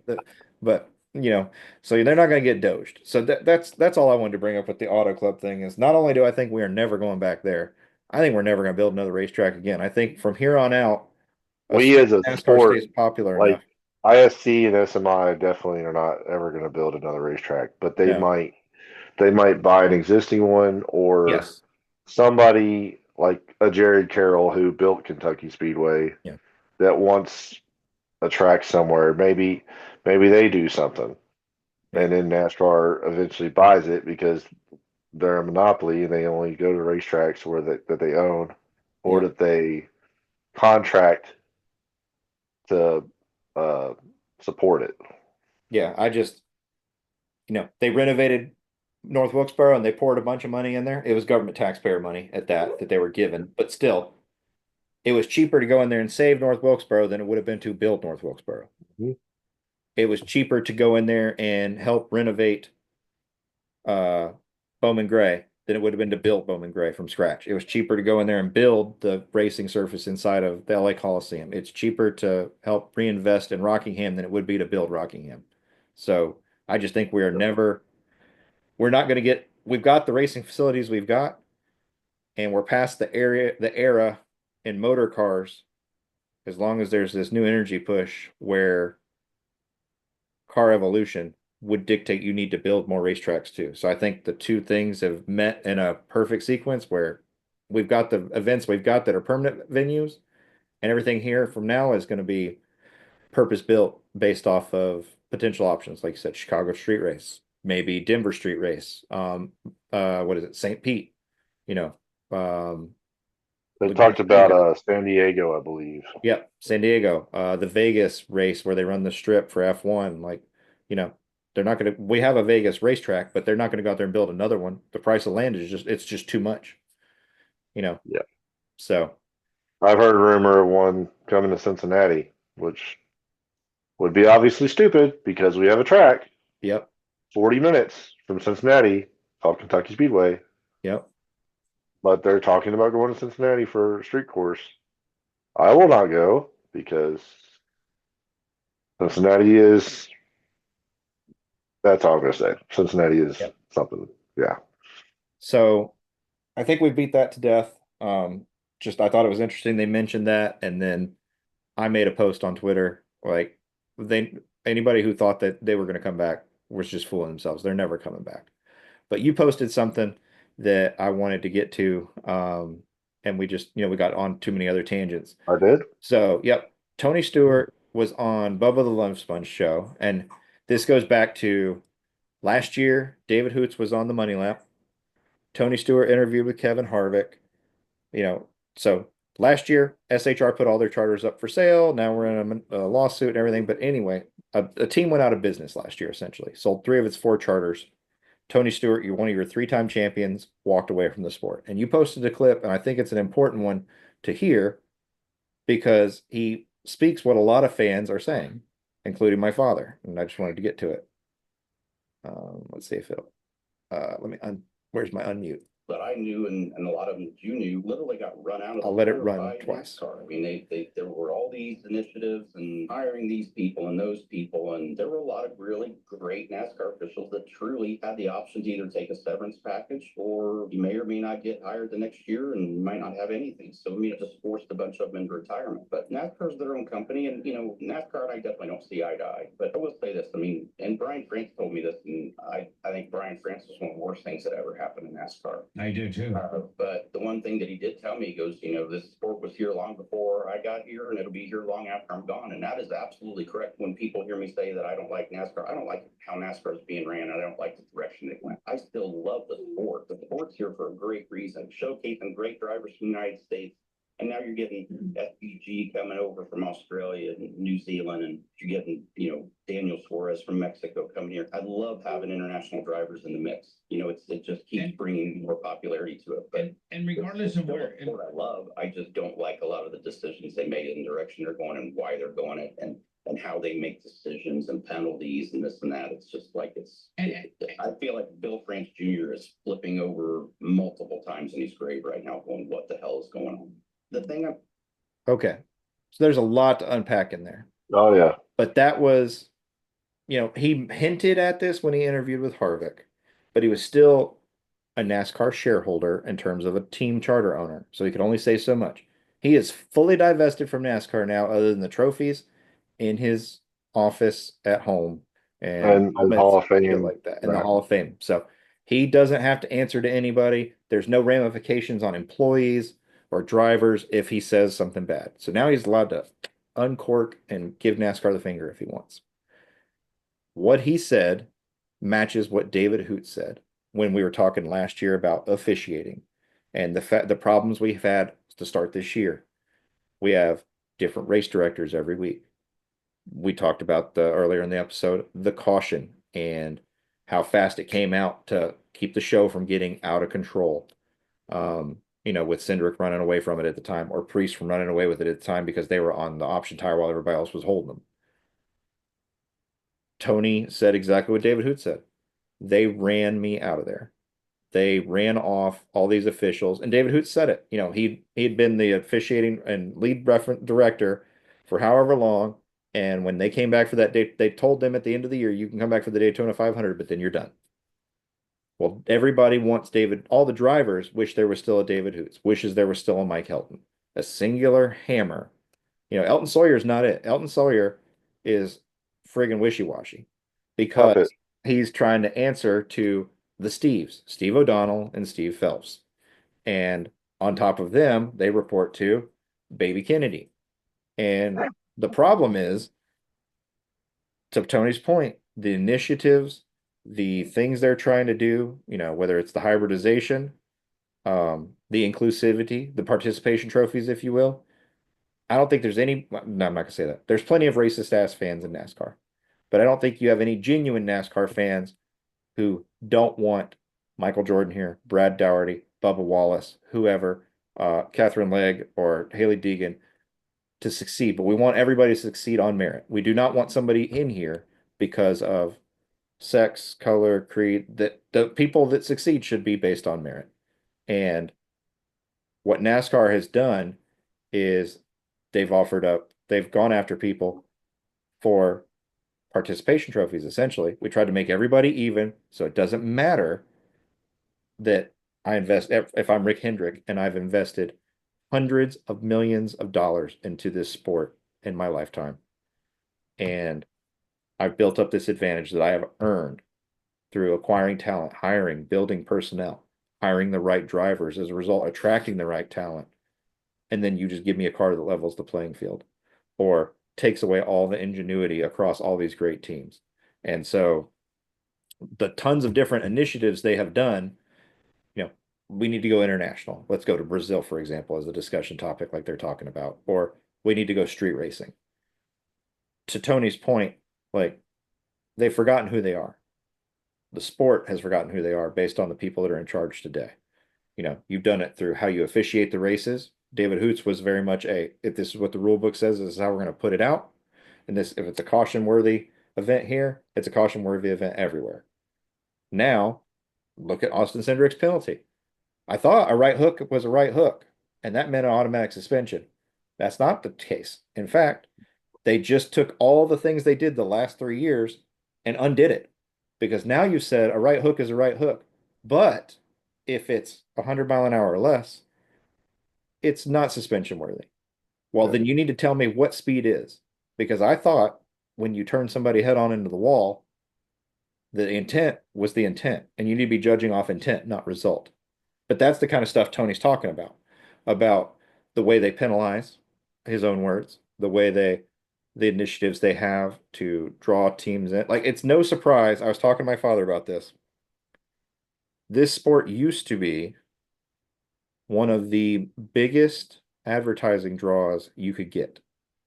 If it's such a good advertising draw, and everything NASCAR says is true, and they did just, to their credit, they did just get a monetary contract for the next 7 years where they pay more per race. The broadcasters pay more per race than they've ever paid in history.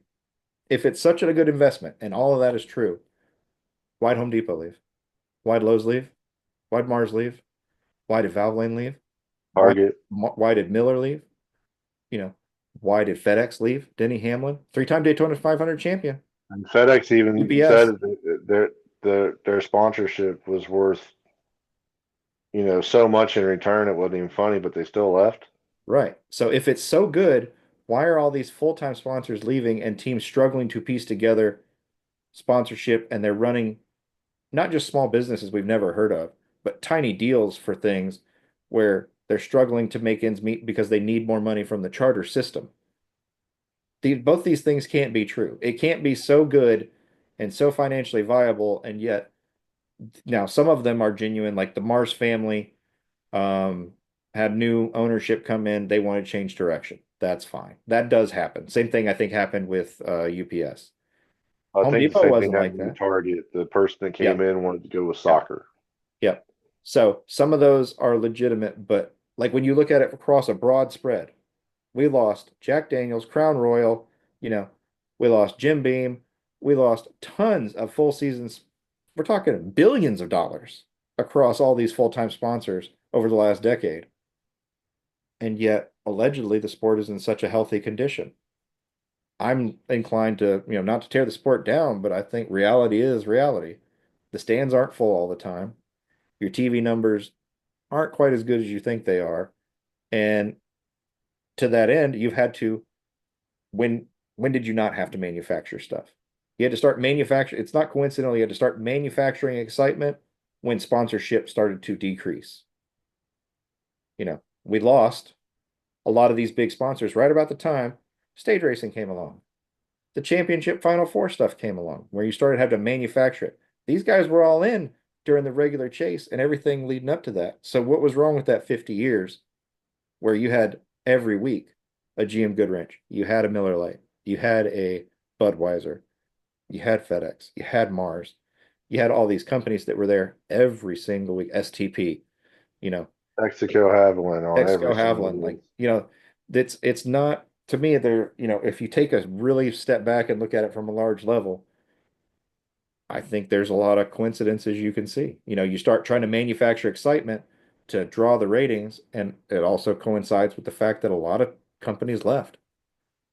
With that being said, it makes me wonder if you really look at it. Look at look at Formula One. Mhm. Look at IndyCar. Look at the sponsorships those guys have on those cars. Formula One has Shell on two cars. They have Red Bull on two cars. Every car that's out there, Yeah. there's two cars that have the same sponsorship, Yep. and these are P&G big. Bank, I think, or ING Bank. Like they've got Yeah, consistent sponsors and livery branding year yeah. round. They don't do And you one-offs. kind of got to wonder if NASCAR went back to the non-stage racing and the whole season championship, if people would get back in. Yeah, I mean, it really does make you wonder, like, if NASCAR was to go back toward the more traditional fan base, the blue collar workers that help build them, people like my Hmm. father, people like your parents, Us, yep, me and you, we're in our 40s or late 30s. that's whole Chris that just went away. Yep, yep, with that sponsor that quit on everybody, Yep. UPS. Um, you know, I think they went in such they openly admitted in a press conference, we went after so hard after the new fan that we kind of left behind the old fan. And I think they've backtracked some, but I don't think they've backtracked enough. And No. um Honestly, I think we'll know whether or not they actually believe what they said with the new schedule. yeah, with the one that comes next and Yeah, championship the changes. next Yeah. the next schedule will tell me whether or not they actually care about the fan or not.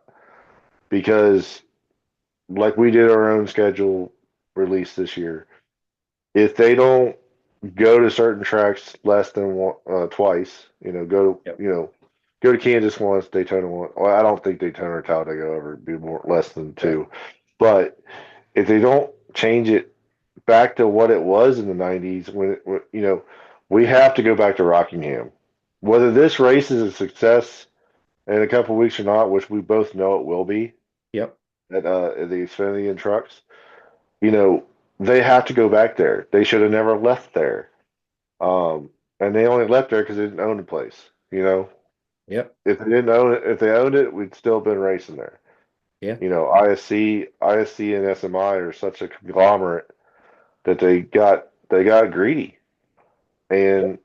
And so we've got to go back to tracks that the Northeast and the East itself, the Midwest, I guess what most people call it, Yeah. is what made the sport. You need to get back to having the races And near they're us. still, by TV numbers, they're still your top markets. North Carolina, right? Charlotte, North Yep. Carolina is Yep. there. Right there in that area of North Carolina So is even though it's saturated with tracks. You've got Darlington directly to the south. You've got Bowman Gray. We just had at the All-Star race or the exhibition, the clash up there. You've got Charlotte, you've got Martinsville just north of that. You've got tons of Rockingham, tracks in there. Richmond, yeah, Yeah, Darlington. Richmond, you've got tons of tracks right in that area. It also is your core fan base. And there's You nothing could go to wrong. BIR if you Yep, wanted to. absolutely. There's nothing wrong with branching out and expanding your market. But in doing so, they forgot their base. And they've forgotten it now long enough where it's really hurt them. They forgot it enough to where we went away from the Southern 500 Memorial, Yep. or sorry, Labor Day weekend, went out to California. Yep.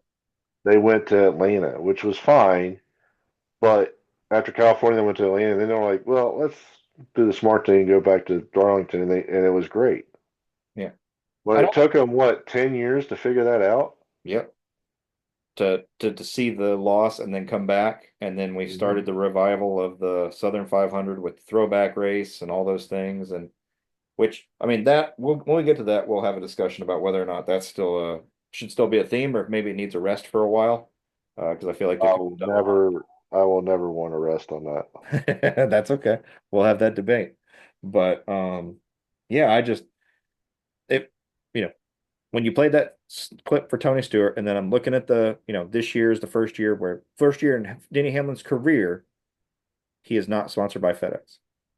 That was the last full-time sponsor for an entire season for any driver. That was the last one to leave. Miller For a and long period of time, right? yeah, for a consistent number of years, that was a full-time every year sponsor. That Well, I big number. mean, Allies still Allies True. full year, and also Hendrick cars with the exception of 3 races, I Yeah. think.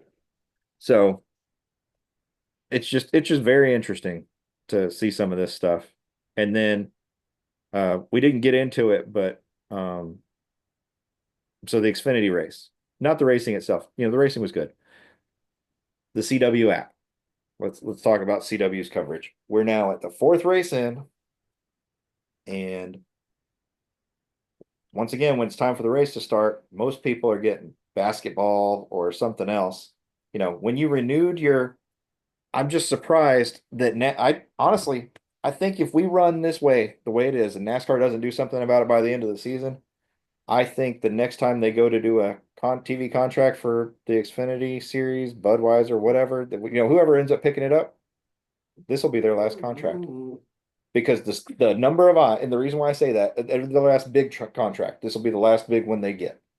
Because, and here's my logic on this.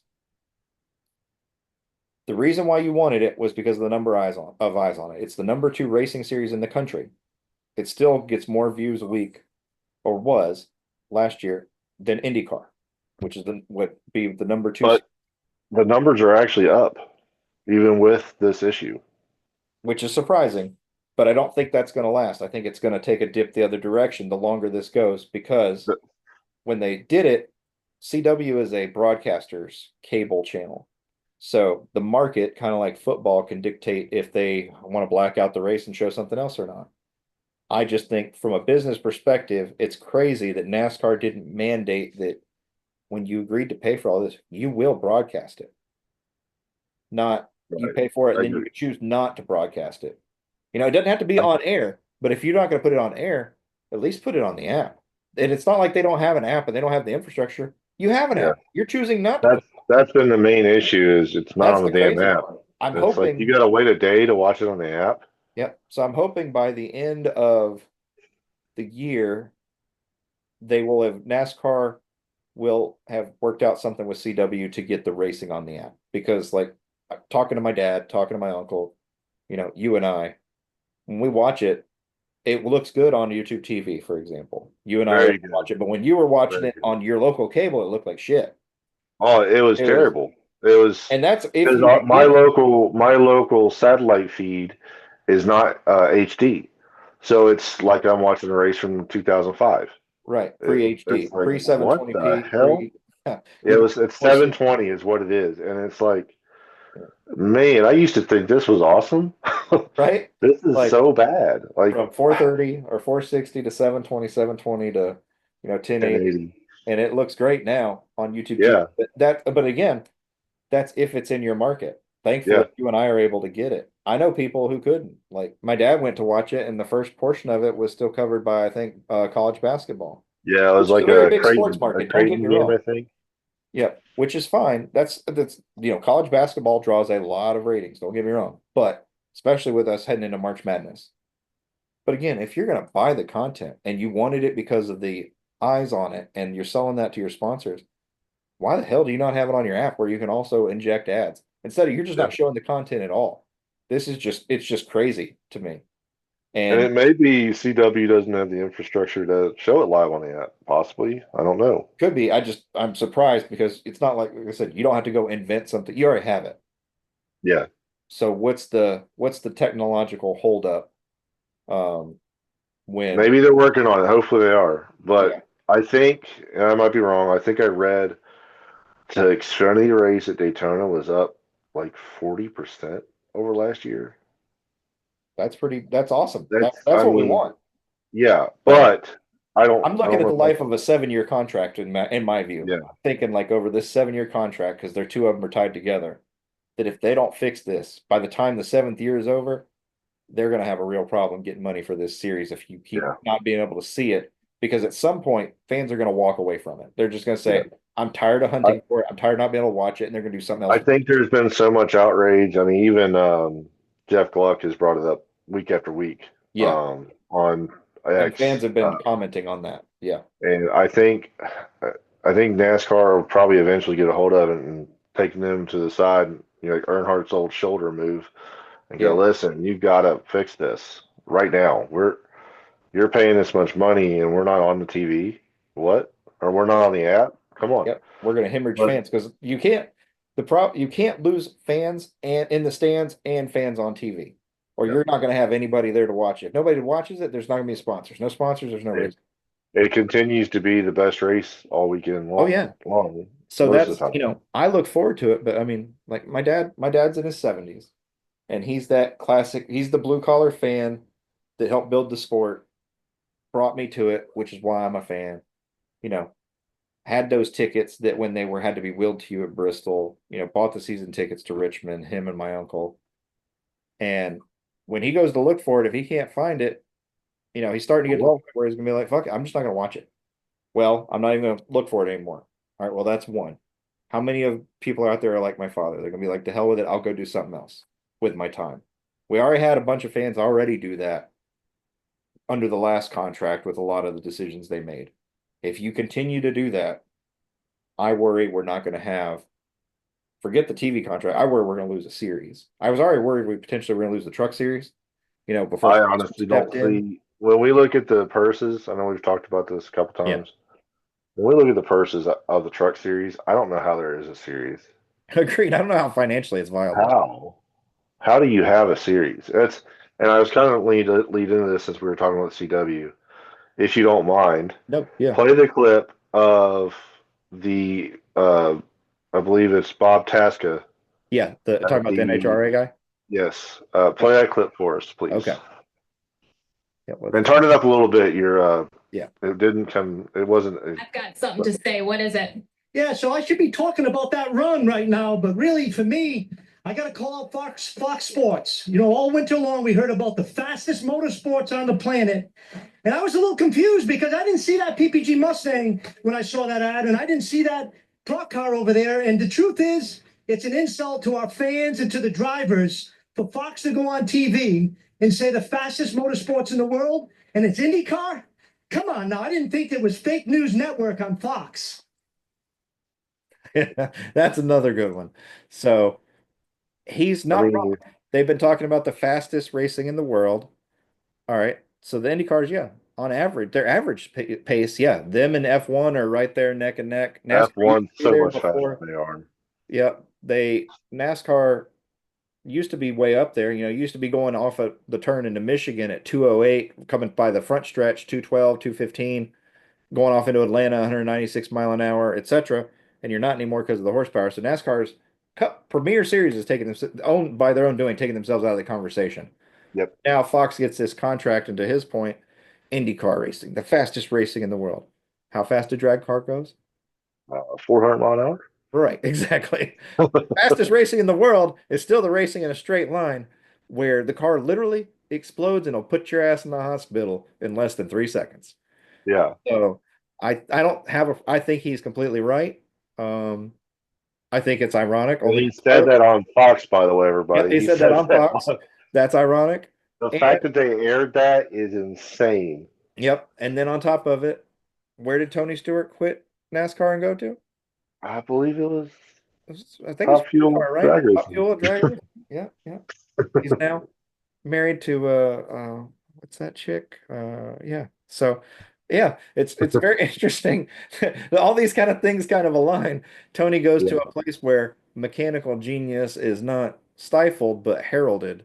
And you know, it takes don't get me wrong, you can die in a NASCAR, no question. John Oh, Force God. John Force just got out of the hospital not that long ago because this 16 plus time world champion's car exploded in those 3 seconds, and thankfully he's still here. So, I The, mean, the Fox has a new toy, and yeah, they don't put it out there, right? But at the same time, yeah, you are you are shitting on yeah, NHRA, who you have, and NASCAR, who you have, yeah. with the ads you're putting out. Not just the ads you're putting out, it's the ads you're not putting out. Like I Yeah, love the content that they aired starting at the Super Bowl for IndyCar.